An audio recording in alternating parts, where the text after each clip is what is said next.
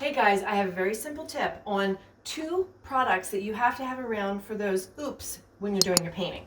Make sure you subscribe too.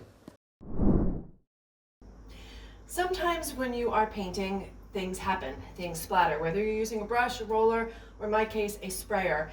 I totally forgot to wrap this doorknob before I started spraying and covering the glass. I kind of figured I'd shoot sideways, but I turned and I splattered. So, a couple things that you can use to get this off and not be all in a panic over it. It's not a big deal.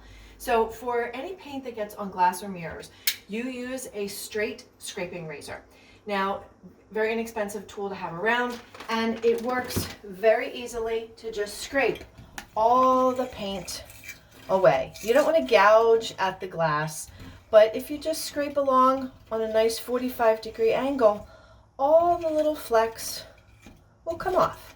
So that's not a big deal if you get paint on glass. You can use the same thing if you're painting the grill lines and you get a little sloppy.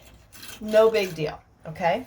Now, when it comes to painting, removing your paint splatters from metal and other objects, these are the boss, okay? These Grime Boss wipes. I found these and I absolutely love them. They are at any of the home centers, and they will literally take off paint, even if it's been sitting for 2 weeks, like this has. And you just scrub it a little bit. You have to just, as you dampen the paint flecks, they start to come off, and voila.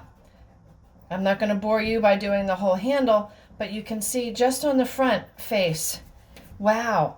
I got all that paint off in just a couple seconds. So Grime Boss is definitely worth the money. Get a little packet of these things, and they take off latex paint, like I said, even 2 weeks later.